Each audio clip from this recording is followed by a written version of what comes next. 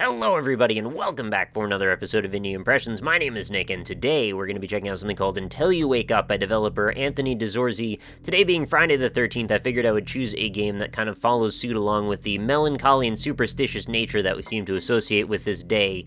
I would say Until You Wake Up sort of feels a little bit like a top-down puzzle-solving oriented but macabre version of something like Legend of Zelda Link's Awakening, only minus all the block pushing and, well, direct control of our character in some ways.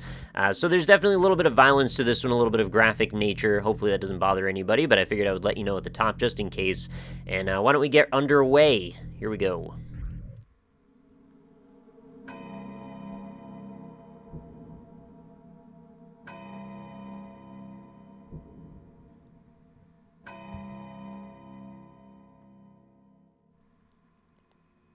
Alright, so there's actually a number of sequences in this game that are broken up with these little comic panels and presentation like that, which I find quite charming. And in fact, generally, the presentation of this game is pretty unique and interesting, which is definitely one of the reasons that led to me wanting to cover it. So the first thing that happened when I got into this, and I did play about 3/4 of it from what I can tell in my estimation, because the puzzles actually weren't particularly difficult or anything, but with any puzzle game, when it comes to Indie Impressions, I think at this point I'd like to know what they are going into them so I don't end up getting stuck and not being able to show any of the game. But the first thing I noticed when I launched into it is, well, I can't seem to control my character. What's up with that? I tried the arrow keys, I tried WASD, tried just mashing buttons, and ultimately what I found out is, well, you don't have direct control of your character. You actually just use your mouse, which I've enabled my mouse cursor in this video, so you can actually see where I'm going and what I'm doing. So you can actually just click on doors, and your character will just make the walk to whatever door that happens to be. Kind of a funny face going on here with this. We've walked out into the mouth. So let's do a little bit of exploration here, shall we? So we go over to the left. We've got a sort of a room here with a sink, a bathroom of sorts, although there seems to be a dryer in here or something as well, or washing machine, so I'm not sure exactly what this room seems to be. Maybe that's not actually... who cares? Let's walk back out. Upstairs, we've got some sort of a clock mechanism, and so it's just kind of doing its own thing. Really nothing too worrisome here. Why don't we go over to the left? What is that? It looks like a wheel with some blood on it, but I see there's a button here. Well, and very much along the lines of Link's Awakening, we've got to press the button, right? Oh, no! The door is closed behind us, and our character's slowly being force-fed into this machine, which we can't seem to stop. And, yeah, that's where things take over. So there's actually not a lot of that type of thing that goes on, but there are occasionally things you got to watch out for. Death in this game is not exactly the most permanent thing, because I think as long as you make the progress of solving puzzles, you'll get little bits of key codes that you can keep for later by actually physically writing them down if you so choose. And you should be able to kind of get the idea from that. So I don't know what this is all about. So there's arrows saying up, down, left, right. You can go in any direction. But that usually means something. In that case, it didn't.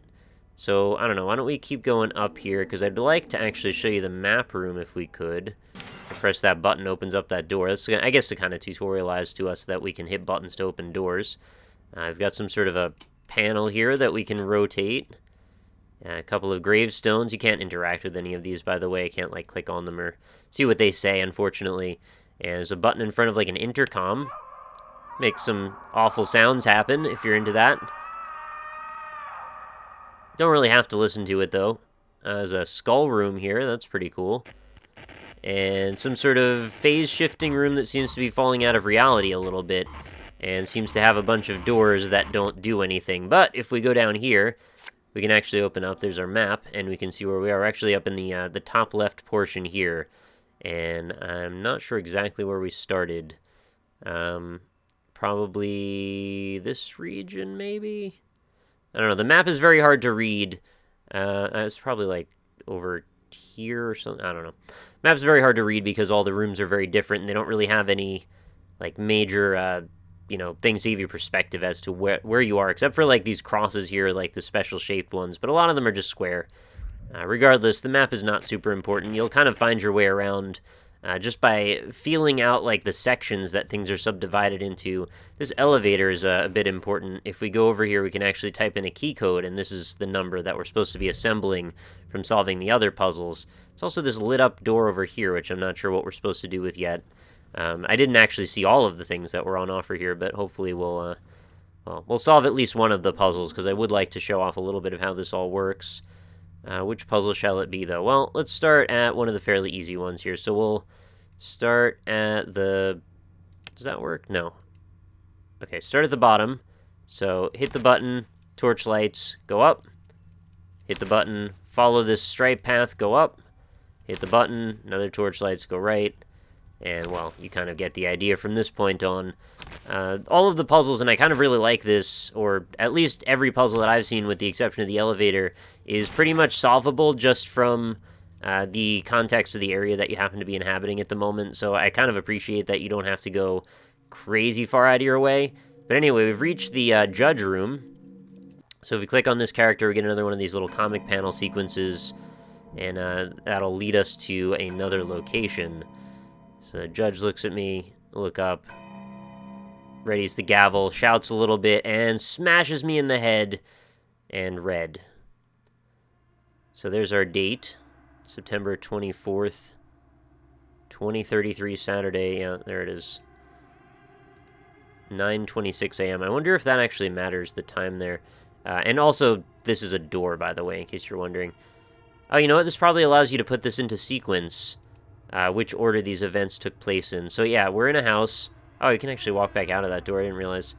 And only one of each of the 4 sections will be open as you solve one of these puzzles. So we'll walk in here. There's to be somebody at the sink and somebody in the bathtub. And that's it. So remember... ... 06... ... Should note that. Then we do have to watch this sequence each time. I'm not sure why we can't skip it, actually. Well, I guess it's more for pacing than anything else. Kind of set apart that there are different moments happening here in sequence. So anyway, that's the first puzzle. We've solved that. We've gotten one bit of that done. Now you can see, of course, there's some blood in the sink for some reason. And, well, you're probably starting to piece together that maybe there is something a little bit amiss about this.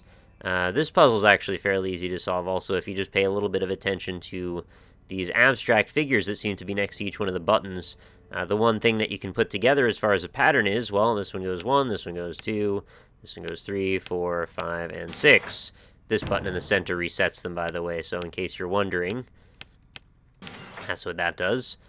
This puzzle is a little bit more unique. This one's got a series of flashing lights that we need to put in order. Those of you who may have seen my Let's Play of Alchemilla might have an idea about how frustrating I find these sorts of things.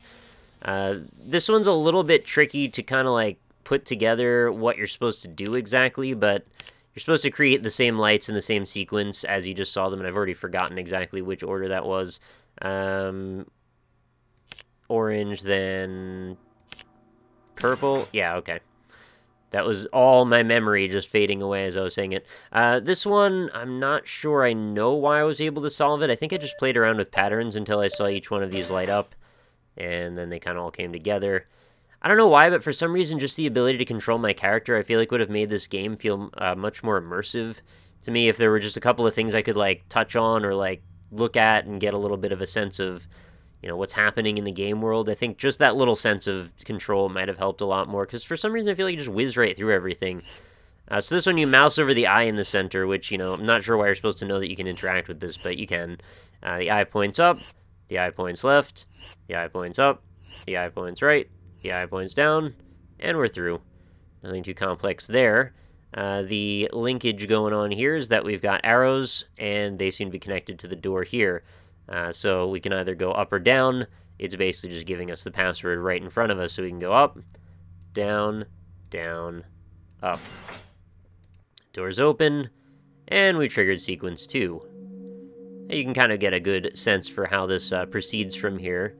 I've actually think I've solved 2 sets of probably the easier out of them. I'm trying to decide if I should play any more. I probably should leave it at this point. Oh yeah, this is pretty gross.